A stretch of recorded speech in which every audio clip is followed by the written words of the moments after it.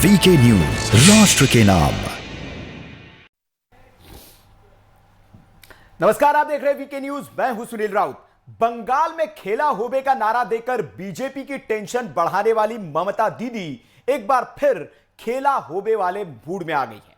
लेकिन इस बार टारगेट बंगाल से बाहर दिल्ली की गद्दी है और निशाने पर बीजेपी की बजाय कांग्रेस। वैसे भी जिस तरह से कांग्रेस के बड़े बड़े नेताओं को दीदी टीएमसी की सदस्यता दिलवा रही है, उससे साफ है कि दीदी का इरादा क्या है। दीदी कांग्रेस के कलह का फायदा उठाकर केंद्र में उस स्पेस को भरने की तैयारी कर रही है जिसे विपक्ष कहते हैं। जैसे मेघालय में एक साथ 12 कांग्रेसी विधायकों को टीएमसी ज्वाइन करवाकर बिना चुनाव लड़े ही ममता दीदी की पार्टी मेघालय में मुख्य विपक्षी दल बन गई है, वैसी ही रणनीति कुछ केंद्र को लेकर भी अपनाई जा रही है। दीदी ने हाल के दिनों में जैसे बाकी दलों से मुलाकात कर कांग्रेस को अछूत बना दिया है, उससे यह साफ हो गया है कि दीदी का लक्ष्य और इरादा क्या है। लेकिन दीदी की सक्रियता ने कांग्रेस की टेंशन बढ़ा दी है। दीदी ने जिस तरह से कांग्रेस के खिलाफ मोर्चा खोला है, वो नए सियासी उलटफेर की ओर बड़ा इशारा है। इसलिए सवाल देश का है में आज बात इस पर कि क्या 2024 में ममता होगी विपक्ष की कैप्टन। राहुल और कांग्रेस के सपने में क्या दीदी लगाएगी ग्रहण और नई विपक्षी एकता से बीजेपी को फायदा क्या नुकसान।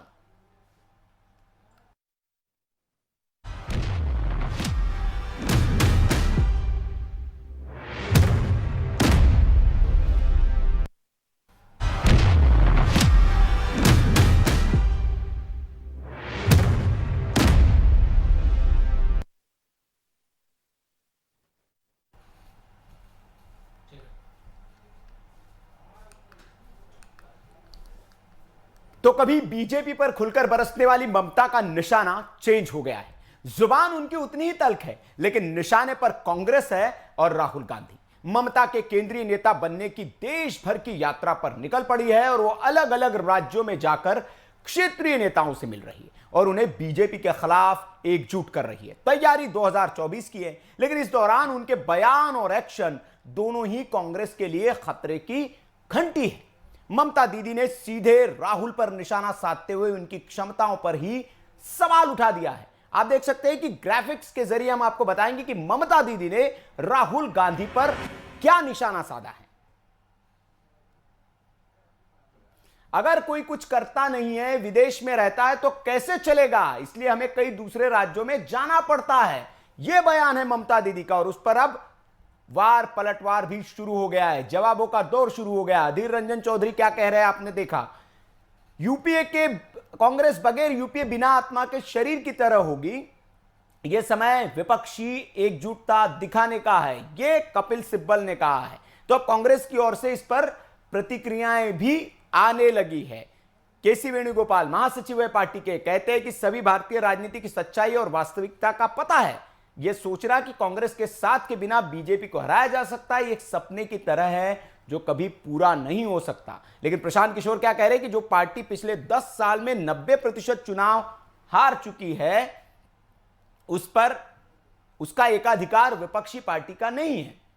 तो बिहार, हरियाणा, गोवा, त्रिपुरा, हर राज्य पर अब टीएमसी की नजर है, ममता बनर्जी की नजर है और ममता अपनी विस्तारवादी नीति पर निकल चुकी है। लेकिन इस बीच एक बात जो खटक रही है वो है कि ममता की इस विस्तारवादी नीति से कांग्रेस किनारे है। कांग्रेस को उन्होंने दरकिनार कर दिया है, सबसे मुलाकात कर रही है, लेकिन दिल्ली आकर भी वो सोनिया गांधी से मुलाकात नहीं करती है, राहुल गांधी से मुलाकात नहीं करती है। और जब उनसे पूछा जाता है तो कहती है कि कोई अगर देश में नहीं रहता है, विदेश में रहता है, काम नहीं कर रहा है, तो मुझे तो काम करना पड़ेगा। और इसका इशारा साफ है कि ममता दीदी अब विपक्ष की कैप्टन बनना चाहती है और इसीलिए वो विपक्षी नेताओं से मुलाकात कर रही है और इससे कांग्रेस की टेंशन जरूर बढ़ गई है। अब कांग्रेस और ममता, कांग्रेस वर्सेस ममता की लड़ाई होती दिख रही है। अब इसमें बीजेपी को फायदा होगा या नुकसान, ये देखने वाली बात है।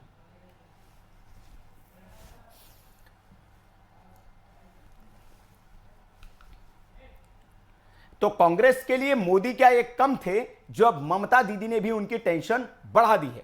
चर्चा के लिए तमाम मेहमान हमारे साथ जुड़े हुए सुरेश जोशी जी है भारतीय जनता पार्टी से, लखपत बुटेला जी कांग्रेस से जुड़े हमारे साथ, कंचन कुमारी टीएमसी से है। आरबी उपाध्याय वरिष्ठ पत्रकार और सीएम पपने साहब राजनीतिक विश्लेषक हमारे साथ बने हुए हैं, चर्चा करेंगे हम उनसे।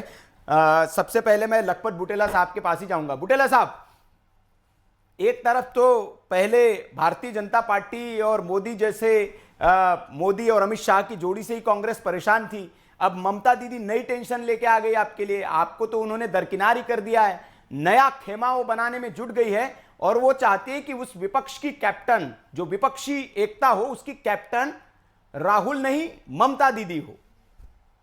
जी, राजनीति में महत्वाकांक्षाएं होती है, उसमें कोई बुराई नहीं है, लेकिन दिवा स्वप्न कोई देखे, ये हकीकत से परे कोई बात कहे तो ये निश्चित रूप से लोग उसमें जगहसाई होती है। हाँ। उसमें कोई दो राय नहीं। आप जानते हैं कि लोकसभा की जब मीटिंगें बुलाई गई विपक्ष के द्वारा, हाँ। तो 32 पार्टियों ने कांग्रेस के नेतृत्व में मीटिंग अटेंड की और ममता नहीं गई, अरविंद केजरीवाल नहीं गया, बात अलग है, लेकिन 32 पार्टियों ने सोनिया जी के नेतृत्व को स्वीकारा। लोकसभा से पहले आप जानते हैं कि 2 बार विपक्षी नेताओं की मीटिंग हुई, सभी दलों की मीटिंग हुई, सर्वदल जो मीटिंग हुई है उसमें 32 पार्टियां देश की और बड़ी बड़ी पार्टियों ने कांग्रेस के नेतृत्व में और रणनीति बनाने का काम किया कि इस सत्र में किन किन चीजों को लेकर डिबेट की जानी चाहिए। मैं निश्चित रूप से ये कह सकता हूं कि जो ममता बनर्जी की जिन आपने बात की है उनके मैं निश्चित रूप से वो अपने लिए कुछ स्थान देना चाहते तो उसमें कोई दो राय नहीं, लेकिन ये सोच लेना कि आदमी, एक तो ये होता है कि आप किसी को स्वाभाविक नेतृत्व और लीडर मानते हैं और एक होता है कि मान न मान में तेरा मेहमान। तो ममता बनर्जी आजकल इसी तरह घूम रहे हैं कि मान न मान में तेरा मेहमान, और कौन उनको नेता मान रहा है। एक पार्टी का कोई एक नेता बता दे उनकी पार्टी के अलावा कोई दूसरे दल का, जिन्होंने कह दिया कि यूपीए का नेता तो ममता बनर्जी बुटोला साहब या ममता बनर्जी हमारे नेता है। जी जी, लेकिन बुटोला साहब, आपकी पार्टी के जो कई बड़े बड़े नेता है वो तो ममता बनर्जी की तरफ जा रहे हैं, आपको छोड़ छोड़ के। बड़े बड़े नेता आपकी पार्टी के चले गए हैं, आपके पार्टी के नेता ही उनको नेता मान रहे हैं। आप तो दूसरों की बात तो छोड़ ही दीजिए, आपके पार्टी के नेता नहीं उनको नेता मान रहे हैं। सुन लीजिए जी, राजनीति में अवसरवादिता बहुत बड़ी बात होती है। हाँ। भाजपा के अंदर 187 सांसद कांग्रेस प्रवृत्ति के लोग हैं। इस देश की मिट्टी में, इस देश की खुशबू में, इस देश की पार्टियों में कांग्रेस का कहीं न कांग्रेस की विचारधारा, कांग्रेस का अस्तित्व, कांग्रेस के लोगों ने जोड़ करके नई पार्टियां बनी है, नई चीजों। 1985 से लेकर 1901 में ही कांग्रेस का विघटन शुरू हो गया था और देश के अंदर मूलतः अधिकांश पार्टियां, चाहे विचारधारा किसी भी लेफ्ट राइट की करे, किसी में करे, लेकिन मूलतः कांग्रेस के लोग बहुत संख्या के आ गए सभी पार्टी के अंदर है, चाहे वो भाजपा हो, चाहे यूकेडी हो, चाहे वो कांग्रेस हो, चाहे वो ममता हो, चाहे समता हो, चाहे बसपा हो, चाहे सपा हो, कोई भी पार्टी है। लेकिन मैं ये कह सकता हूं कि ये भूल मत कीजिए, कुछ जो लोग आजकल ज्वाइनिंग की, उन्हें कांग्रेस ने 2014 और 16 में पार्टी से निकाल दिया था, उनका कोई अस्तित्व पार्टी के अंदर नहीं था। पार्टी अब समझ जाइए जो दिल्ली में बैठ के केवल पीसी करते हैं और जमीन स्तर पे काम नहीं करते हैं। राहुल जी उन लोगों को आइडेंटिफाई करके निकालने का काम करे और वो पार्टी के लिए नुकसान करना चाहे, लेकिन जनता जानती है। असम की जो नेता आपसे छिटक कर गई है सर टीएमसी में, वो निकाली हुई नेता तो नहीं थी। अशोक तंवर हरियाणा के, उत्तर प्रदेश के जो नेता आपके गए हैं टीएमसी में, ये क्या निकाले हुए नेता थे पार्टी से? जी, तंवर पार्टी से निकाले हुए थे। आपको पता होगा पार्टी ने उन्हें कब का निकाल रखा था। ये जो लोग जो है वो पार्टी और असम से जो आपकी महिला कांग्रेस की अध्यक्ष थी वो भी निकाली हुई थी। सुन लीजिए हाँ। मैं आपसे मैंने कहा 2 प्रकार के लोग हैं, मैक्सिमम लोग वो हैं जो निकाले गए, कुछ लोग निश्चित रूप से महत्वाकांक्षा की वजह से जाते हैं, लेकिन ऐसे लोगों को जब पार्टी विषम परिस्थिति से जूझ रही थी, लोगों को साथ देना चाहता। लेकिन मैं आपसे पुनः कह रहा हूं कि एक विपक्ष का, जिसका एक विधायक हो किसी पार्टी का इस देश के अंदर, उसने कह दिया हो कि ममता हमारी नेता है, तो आप बता दीजिए कि ममता नहीं, वो सारे नेता तो मिल तो रहे ना उनसे। आज सुन लीजिए, शरद पवार साहब मिले, शरद पवार साहब ने भी मुलाकात की उनसे और उन्होंने कहा कि सब बड़ी पार्टियों को हमें एकजुट होना पड़ेगा। सुन लीजिए, ममता मिलने गई, आप उल्टा मत कहिए, ममता मिलने गई उनको, ममता घर घर मिलने जा रही। लेकिन मैं कह रहा हूँ शरद पवार ने क्या कहा कि जब हमारी मीटिंग हुई दिल्ली के अंदर, जब रणनीति बनाई गई, अभी 2 दिन पहले की बात है, 29 तारीख को मीटिंग हुई थी, 26 तारीख को मीटिंग हुई थी। उसके अंतर्गत किसके नेतृत्व में ये मीटिंग हुई, किसके नेतृत्व में संसद के अंदर? अच्छा, मतलब आप आश्वस्त है कि यूपीए तो उन्होंने नकार ही दिया कि यूपीए नाम की कोई चीज है नहीं, तो आप आश्वस्त है कि नेता आपके राहुल गांधी होंगे? आने वाले ममता के कहने से 2024 क्या में। हो जाए, सुन लीजिए, हाँ। सुन लीजिए, मैं हाँ। कह दूंगा कि बीजेपी नाम की इस देश में कोई चीज ही नहीं है, हाँ। तो हो जाएगा बात, आप मेरी बात को ले लेंगे, मान लेंगे। जी। यूपीए था, है और रहेगा, मजबूती के साथ है। मैं आपसे कह सकता हूँ कि जब देश में कोई बड़ी पार्टी बड़े बहुमत के साथ आती है, निश्चित रूप से विपक्षियों की सीट कम होती है। और अच्छा। कांग्रेस इस समय में नियम ये भी मानता हूँ कि कांग्रेस अपने सबसे बुरे दौर में गुजरी है, 2014 के लोकसभा में, चाहे 19 के लोकसभा चलिए में। और चलिए मैं बुटेला आपसे साहब, कह रहा हूं, कांग्रेस टीएमसी से हमारे साथ कंचन कुमारी जी, मैं आ रहा हूं आपके साथ।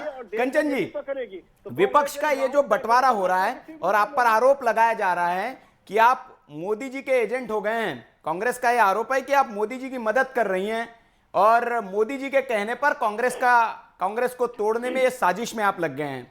क्या ममता जी मोदी से मिल चुके, हाथ मिला लिया है दीदी ने?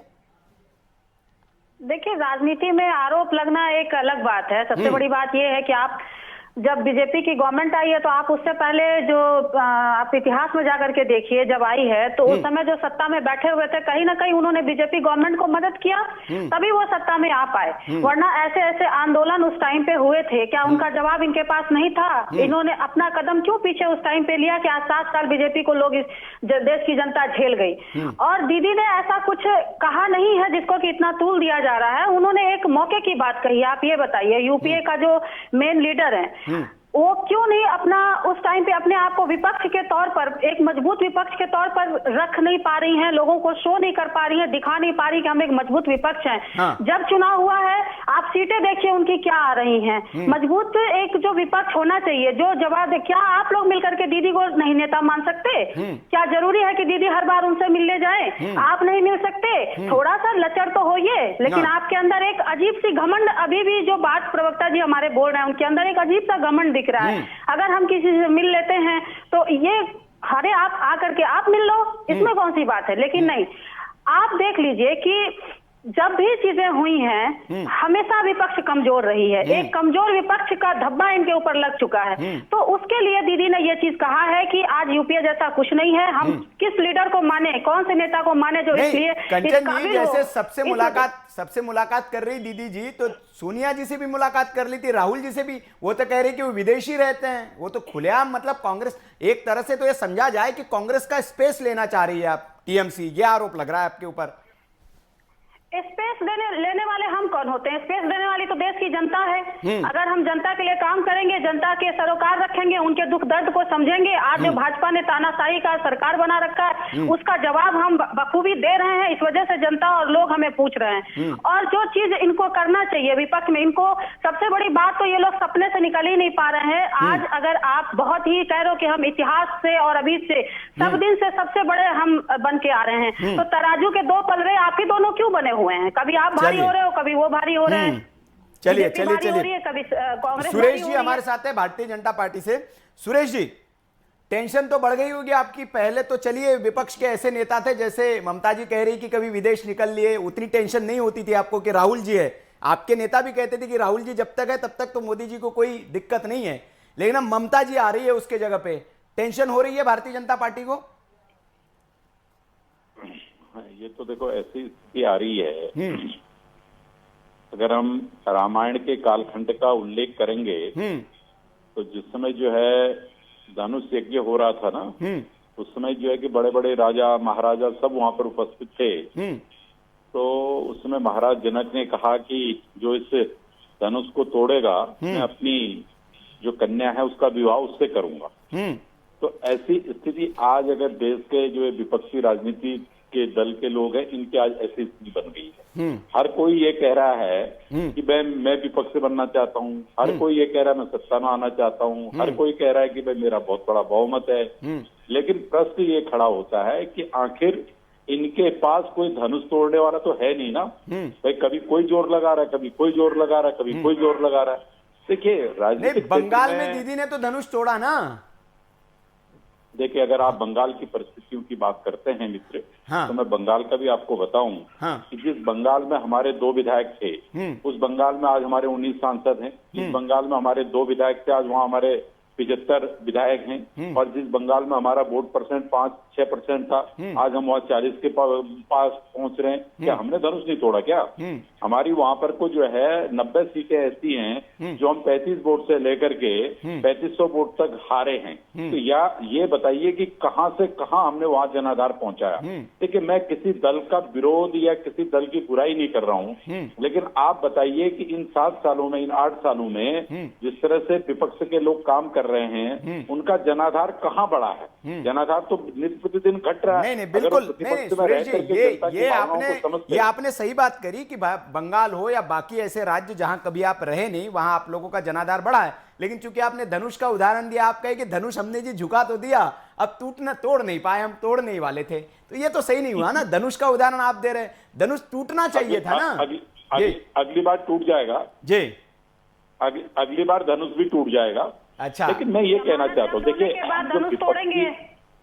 नहीं, देखिए मैं एक बात कहना चाहता हूँ, हाँ, कि देश के अंदर जो विपक्षी एकता है, जो विपक्षी एकता दिखाने का एक प्रयास विपक्ष के नेताओं ने किया, वो मुझे लगता है तार तार हुआ पड़ा है। वो तार तार हुआ इसलिए पड़ा है कि भाई लोगों की नीतियां बहुत स्पष्ट नहीं है, लोगों के विचार बहुत स्पष्ट नहीं है, लोगों की सोच देश के लिए स्पष्ट नहीं है। तो इसका जो बड़ा कारण है वो ये कारण है। अब देखिए, कांग्रेस पार्टी देश की जो है कि इतने लंबे समय तक राज करने वाली बहुत बड़ी पार्टी रही है। आज जिन क्षेत्रीय दलों के साथ उनके गठबंधन थे या जिन क्षेत्रीय दलों के आज वो बात कर रहे हैं, लालू यादव जी ने क्या बयान दिया अभी बाई इलेक्शन में, आपने देखा।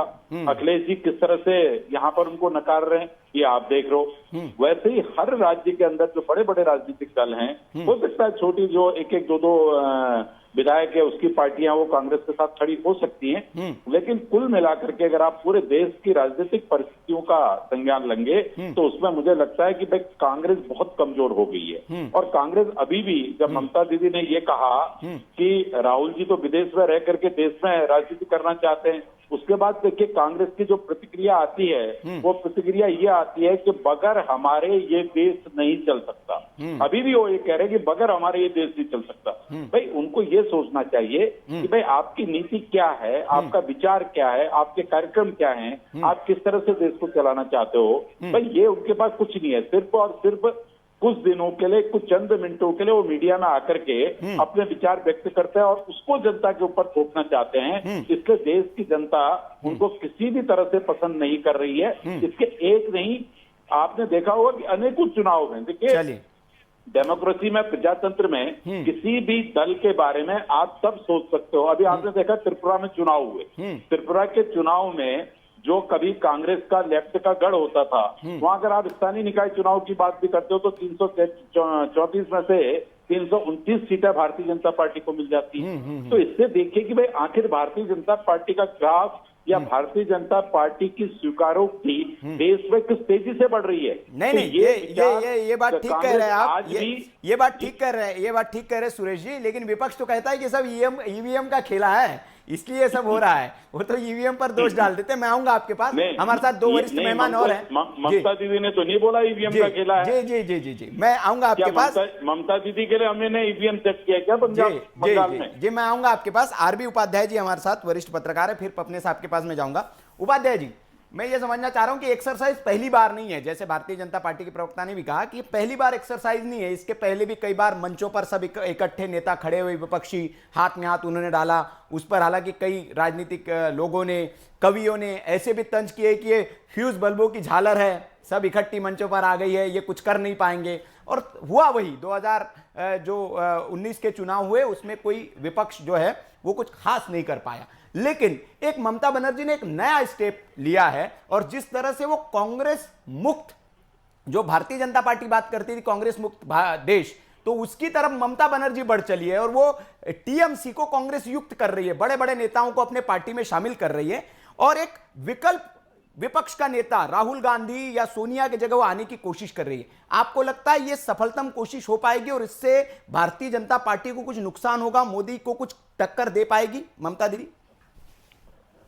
देखिए, अभी फिलहाल जो परिस्थितियां हैं, सुनिए जी, पहली बात तो गठबंधन जो आपने बात की, देखिए गठबंधन और ठगबंधन जनता बहुत देख चुकी है और उन ठगबंधनों से बहुत आजी जाती है।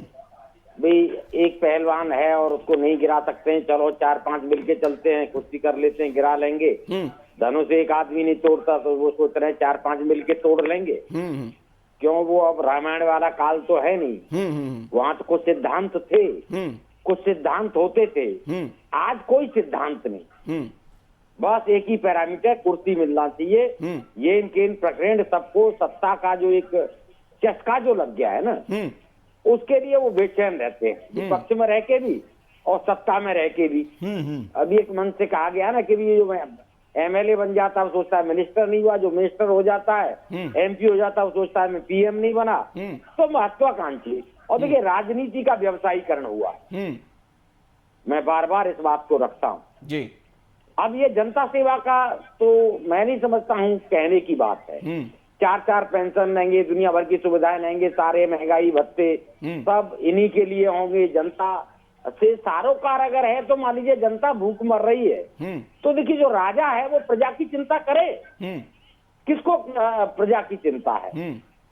तो राजनीति का जब व्यवसायीकरण होगा, आप 1 रुपया लगाएंगे 10 रुपये कमाएंगे, तो फिर जनता सेकेंडरी हो जाती है। और रहा ममता जी का, देखिए तो ममता जी की अभी स्वीकार्यता हिंदी भाषी क्षेत्रों में नहीं है। अच्छा। मैं मानता हूँ कि बंगाल में वो एक अच्छी ताकत रखती हैं और जन जन तक उनकी पहुंच है, और उसी का परिणाम है कि वो धनुष उन्होंने जिसकी बात हो रही थी रामायण काल की, वो ममता जी ने ही तोड़ा।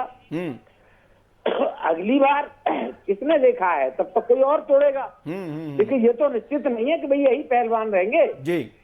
राजनीति में समय के हिसाब से चीजें बदलती रहती हैं। लेकिन अभी जो हालात हैं, देखिए कांग्रेस एक जमीन से जुड़ी पार्टी है, और सुनील मुझे ये कहने में कोई अत्युक्ति नहीं है, आज भी हर गली मोहल्ले में आपको कांग्रेस का वर्कर मिल जाएगा। ये बात अलग है कि नेतृत्व की क्षमता न होने की वजह से वो जो गली मोहल्ले का वर्कर है उसे अपने साथ नहीं जोड़ पा रही है, जबकि बीजेपी की पार्टी आला कमान अपने संगठन को मजबूत करती है, अपने आखिरी पन्ना प्रमुख और बूथ प्रमुख तक जाती है और उससे डायरेक्ट बातचीत करती है। मैं जो देख रहा हूं कि यहाँ फासला बहुत है। कांग्रेस में जो जमीन का वर्कर है, जो गली मोहल्ले का वर्कर है, वो पार्टी आला कमान से मिलने की सोचे तो उसको तो छोड़ दीजिए। जो अच्छे अच्छे राजघराने या पहले मिनिस्टर रहे हैं या अच्छी पोस्टों पर रहे हैं, वो लोग भी कई बार हताश और निराश हो जाते हैं कि भी पार्टी आला कमान से मुलाकात नहीं हो पाई और मैं अपनी बात नहीं रख पाया, तो मैं इसलिए पार्टी छोड़ रहा हूं। जी जी। तो कहीं ना कहीं कांग्रेस को आत्ममंथन करने की जरूरत है। चलिए जी, बिल्कुल ये बात आपने बिल्कुल सही कही उपाध्याय जी। और कांग्रेस के वर्कर भी जब पार्टी छोड़ते हैं, बड़े बड़े नेता जब पार्टी छोड़ते हैं, तो इसी बात का जिक्र करते हैं कि आला कमान में, दरबार में हम हाजिरी लगाते तो हैं लेकिन वक्त ही नहीं मिलता है, हमारी बात ही नहीं सुनी जाती है, दरकिनार कर दिया जाता है और इसलिए मजबूरन पार्टी छोड़कर उन्हें जाना पड़ता है। पपने साहब हमारे साथ है, एक कमेंट में उनका भी ले लूं। पपने साहब, जैसा कि उपाध्याय साहब ने भी कहा, क्या ममता बनर्जी की स्ट्रेटेजी वही है कि जो जैसे कहा कि टीएमसी देश भर में ममता की स्वीकार्यता उतनी नहीं है, क्या इसीलिए जो बड़े बड़े नेता है कांग्रेस के जिनकी अपनी क्षेत्र में स्वीकार्यता है, ऐसे नेताओं को प्रशांत किशोर के सहारे वो टीएमसी में ला रही है और वो जो स्पेस है जो कांग्रेस नहीं कर पा रही है, जो कांग्रेस का नेतृत्व नहीं कर पा रहा है, वो टीएमसी के जरिए करने की एक प्रशांत किशोर के जरिए कोशिश की जा रही है, और क्या इस कोशिश में कामयाबी मिल पाएगी? देखिए मेरा तो दरअसल ये कहना है कि जिस तरीके से आपसे प्रशांत किशोर की बात की है, जो कि एक अपना चुनाव के एक रणनीतिकार रहे हैं, चाहे वो अपना भाजपा की हो, चाहे वो अपना कांग्रेस हो, चाहे वो टीएमसी हो, कई दलों के साथ वो अपना चुनाव की रणनीति उन्होंने तैयार की है और दिखाया है कि किस तरह के चुनावी रणनीति तैयार की जा सकती है।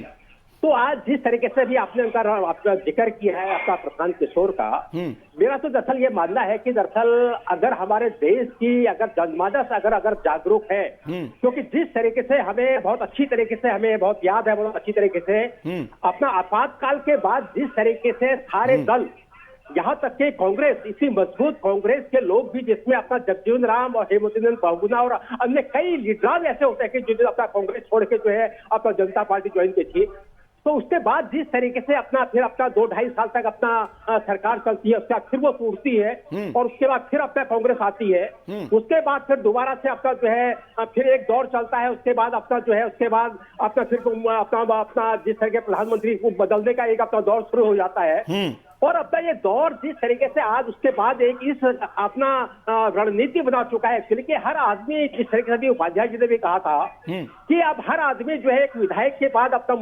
मंत्री और मंत्री के बाद मुख्यमंत्री और मुख्यमंत्री का प्रधानमंत्री बनना चाहता है। तो मैं तो यही समझता हूँ कि यहाँ पर भी यही चीज अपना लागू होती है कि जिस तरीके से अपना ममता जी ने जिस तरीके से अपना राग छेड़ा है, जबकि देखिए अगर हम थोड़ा सा बैक में जाते हैं, माह जुलाई तक का ममता बनर्जी और अपना कांग्रेस का जो है तो बिल्कुल अपना समानांतर एक तरीके से अपना बिल्कुल अपना गठजोड़ चल रहा था। और अपना जब भी वो अपना दिल्ली आती थी तो सोनिया गांधी और राहुल गांधी से उनकी मुलाकात होती थी। जुलाई में उनकी लास्ट मुलाकात थी जी। लेकिन अभी इस शीतकालीन सत्र से पहले जब वो अपना ममता बनर्जी यहाँ आती है, मोदी जी से उनकी मुलाकात होती है, उसके बाद शीतकालीन सत्र में जब अपना पूरा एक अपना सर्वदलीय बैठक अपना सरकार की ओर से कॉल की जाती है, उसमें टीएमसी शामिल होती है। उसके बाद विपक्षी दल अगर जब अपना एक बैठक का अपना विपक्षी दलों की अपना बैठक कॉल करते हैं, उसमें टीएमसी नहीं जाती है, बात यह है। तो यहीं से दरअसल अपना कयास अपना लगने लगा था कि अब ये दौर जो है धीरे धीरे अपना बदलने वाला है। और उसके बाद जिस तरीके से अपना हम अगर एक अवलोकन करते हैं, अपना जो बांग्ला का एक अखबार अपना निकलता है जागो बांग्ला, जागो बांग्ला में ममता बनर्जी ने एक लेख लिखा है, उसमें उसने ये लिखा है कि आप जो है अपना कांग्रेस की अपना जो है भाजपा से अपना जो है वो अपना जो है लड़ाई नहीं लड़ सकती है, तो लिहाजा अब जो है मुझे ही अपने कमान संभालनी पड़ेगी, फिर टीएमसी को कमान संभालनी पड़ेगी। और यहाँ से दरअसल जिस तरह के बातों का दौर हो रहा है, अगर हम थोड़ा सा और पीछे जाते हैं अपना, तो यहाँ पर देखिए किस तरीके से देखिए जब जुलाई में अपना ममता बनर्जी अपना राहुल गांधी और सोनिया गांधी से अपना बातचीत करती है, विपक्ष से बिल्कुल एक होता है, एकजुट होता है, तो उसमें एक अपना रणनीति बनाने की एक चर्चा ममता बनर्जी करती है। वो ये कहती है कि एक ऐसी एक अपना एक सलाहकार परिषद अपना गठित कर दी जाए जिसमें सिविल सोसाइटी के लोगों को जो प्रमुख हस्तियां हमारे देश की है उनको शामिल करके जो है चलिए एक ऐसा एक हम अपना विपक्ष तैयार करें कि जिससे कि देश के जनमानस के अंदर उसकी अपना जो एक मान्यता हो। एक्चुअली बात यह है, लेकिन ममता बनर्जी का जो एक अपना सजेशन था, एक सुझाव था, जब कांग्रेस को नहीं मानती है तो मैं तो ये समझता हूँ कि वहां से ही जो है ये अपना जो उनका पटाक्षेप हुआ है वहां से हटने का एक इरादा हुआ है, यहाँ से शुरू हो गया। और ये इस क्रम में बदल गया है कि अब ये दोनों दलों के बीच में जो है किस तरीके से अपना कांग्रेस के कई विधायक अपना सांसद यहाँ आते हैं, एक्चुअली अपना कीर्ति आजाद जैसे और अन्य मुखर्जी जैसे अन्य कई अपना जो हमारे नेत्रियां रही है वो अपना जब अपना पाला बदल के अपना जब टीएमसी ज्वाइन करती है, उधर मेघालय में 17 में से 12 विधायक अपना जो है अपना टीएमसी को ज्वाइन करते हैं। तो यहाँ से टीएमसी और अपना कांग्रेस की जो अपना दरार दिख रही है, तो मैं समझता हूँ कि देश के जनमानस के बीच में ये कितने पैठ जमाएगा या कितना भाजपा को इसका फायदा होगा, ये समय बताएगा। चलिए कांग्रेस से बुटोला साहब है। बुटोला साहब, सबकी बातें आपने सुनी और सब एक मत से यही कह रहे हैं, चाहे भारतीय जनता पार्टी हो, टीएमसी हो या वरिष्ठ पत्रकार हमारे साथ है वो, कि दिक्कत नेतृत्व में है। आपके पास काडर भी है जमीन पर, वो किसी पार्टी के पास नहीं है। भारतीय जनता पार्टी के बाद आप ही के पास काडर है, लेकिन उस काडर को तक आप पहुंच नहीं पा रहे हैं, उस काडर को ढांढस नहीं बंधा पा रहे, एक नेतृत्व नहीं मिल पा रहा है और इसी वजह से आप फेल होते जा रहे हैं। और ममता दीदी इसी का फायदा उठाकर उसको अब अपने पाले में करने में जुटी हुई है। बुटोला साहब,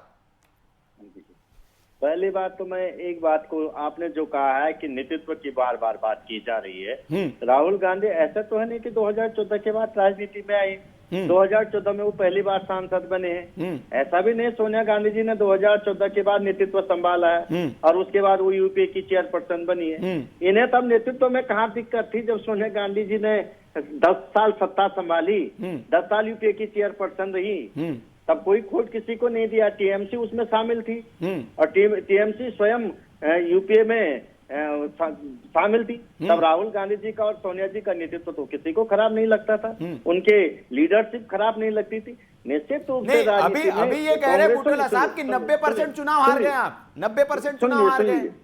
सुन लीजिए, मैं आपसे कह रहा हूँ, सुन लीजिए, ऐसा होता है।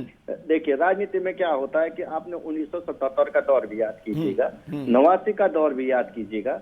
ऐसा है कांग्रेस कई बार बिखरी है, और कांग्रेस बिखरने के बाद लोगों का भरोसा है। आज ही सिलेंडर 101 रुपया और 110 रुपया महंगा हो गया है। 2100 कुछ पार चले गया है। क्रूड ऑयल जब $18 पर बैरल आने के बाद 100 रुपया पार डीजल पेट्रोल बिक रहा हो, ये देश के लोगों को, जब देश के 65 PSU भेज दिए गए हों, जब देश के अंदर बेरोजगारी और लाख बुराइयां है, लाख मुद्दे हैं आपके पास, फिर भी आप चुनाव नहीं जीत पा रहे ना। दिक्कत तो यही है, आप जिस तरह से गिनाते हैं हर डिबेट में, बहुत समस्याएं देश की जनता के सामने।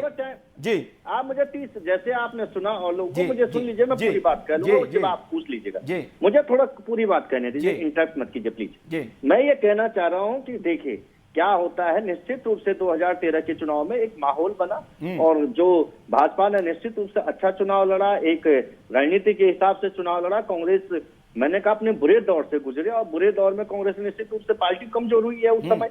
और जब चुनाव नहीं जीतते, हमें उम्मीद नहीं थी कि हम 45-55 सीटों के आसपास आ जाएंगे। लेकिन क्योंकि यथार्थ है कि आए हैं, पार्टी कमजोर हुई, ऐसा नहीं कैडर कम हुआ, लेकिन भाजपा की ओर बड़ा वोट स्विंग हुआ, उसमें भी कोई दो राय नहीं। और उसकी वजह से क्या होता, कोई नई पार्टी आती, नया विचारधारा आती, तो कांग्रेस 140 साल पुरानी पार्टी है। कई बार लोग नया टेस्ट लेना चाहते, नई सरकार को देखना चाहते, उसके कार्यकलाप को देखना चाहते, उसकी विचारधारा, उसके अनुभव, उसको सारी चीजें देखते, उसमें समय लगता है। भाजपा का चरम है निश्चित। नहीं, ये बुटेला साहब आप सही कह रहे हैं। सुन लीजिए, नहीं, एक मेरा, आपने सही कहा, नया टेस्ट देखना चाहते, जैसे दिल्ली में आम आदमी पार्टी का टेस्ट, और फिर आप तो परमानेंट बाहर हो गए, वो अच्छा लग गया टेस्ट उनको, तो बार बार वही रिपीट हो रहे हैं, आप 0 पे आ गए वहां। मैं आप सुन लीजिए, आप थोड़ा सा मुझे पूरी बात कहने दीजिए। मैं आपसे पुनः कह रहा हूँ, मैंने आपसे कहा है, देखो अब कैडर की बात आती, भाजपा का अपना कैडर है पूरे देश के अंदर, कांग्रेस का अपना कैडर है, लेकिन जो 30% जो स्विंग वोट होता है, जो चुनाव में शिफ्ट कर देता है, वो माहौल के हिसाब से वो भाजपा की ओर शिफ्ट हुआ। कांग्रेस का ऐसा नहीं, कांग्रेस को इस देश के अंदर वोट नहीं पड़ा, कांग्रेस को 12 करोड़ से ज्यादा वोट लोकसभा में पड़ा है। और ये नहीं कहा जा सकता, आपने बात बहुत जगह की मानने बात, आप 18 की विधानसभा चुनाव में गुजरात में भाजपा हारते जीतती है, और हम 21 सीटें वहां पे 900 से कम वोटों से हारे हैं। मैं आपसे कह रहा, आपने पूरी कांग्रेस तोड़ी वहां पर, हमारे आप 28 विधायक लेके आए, लेकिन हम 92 विधायक पार कर गए।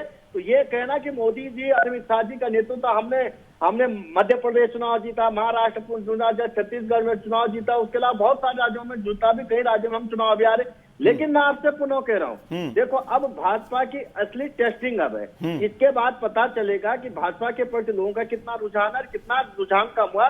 कांग्रेस के प्रति लोग लौट रहे हैं। आप कोई भी चुनाव अब देखोगे, कांग्रेस के प्रति लोगों का रुझान बनेगा, पहली बात है। दूसरी बात मैं आपसे कह रहा हूं, क्योंकि ये डिबेट तृणमूल कांग्रेस की बातों को लेकर है, मैं आज भी गारंटी दे रहा हूं, देश के आज भी 25 राज्यों में तृणमूल कांग्रेस को ही नहीं जानते लोग, उसका सिंबल तक नहीं जानते, उसका सिंबल है क्या। और मैं आपसे बहुत पैनलिस्ट में भी बैठे हुए, मैं भाजपा के प्रवक्ता महोदय से कह रहा हूं, तृणमूल कांग्रेस का भी उन्हें पता नहीं होगा सिंबल क्या है। तो जो पार्टी का, जिसका अभी सिंबल लोगों को पता नहीं, जिसकी विचारधारा पता नहीं, जिसका देश के राज्यों में, अब नॉर्थ ईस्ट के छोटे छोटे राज्यों में आप कुछ दे लेके 2-4 विधायकों को, जिन नॉर्थ ईस्टों में कहीं 1 सांसद है, कहीं 2 है, तो इससे आप सोचें और सपने देखें कि हम देश में नेतृत्व करें, अच्छी बात है, हम करें, अच्छी बात है, मेहनत करें, अच्छी बात है। लोकतंत्र में कांग्रेस ने यही मजबूती तो दी है, कांग्रेस की यही खूबसूरती रही कि संविधान को कांग्रेस ने इतना मजबूत बनाया कि कोई व्यक्ति चाहे तो देश के अंदर मजबूती से। लेकिन मैं पुनः कह रहा हूँ, बुटेला साहब आपको मौका दूंगा अभी, और मौका मिलेगा आपको, मैं आऊंगा आपके पास। ये अच्छी बात है कि आप मतलब, लेकिन कहते हैं नजर कि ओवर कॉन्फिडेंस जब हो जाता है, मुगालते में नहीं रहना चाहिए। कहते हैं कि गलत फहमी नहीं पालनी चाहिए, शेर चीता सब पाल लो लेकिन गलत फहमी मत पालो, ऐसा कहते हैं ना। लेकिन कांग्रेस की हालत आज के टाइम में वही है। आप कह रहे हैं कि टीएमसी को कौन जानता है, कौन जानेगा, और क्या होगा आने वाले वक्त में, और वही टीएमसी आपके बड़े बड़े नेताओं को तोड़ रही है।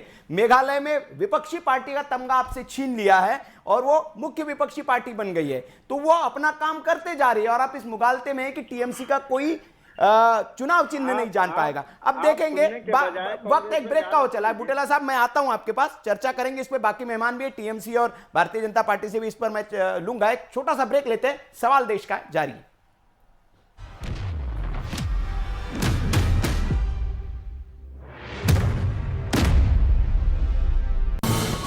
ये है ड्रीम मीडिया नेटवर्क और आप देख रहे हैं देश का पहला 24/7 digital news channel VK news, राष्ट्र के नाम।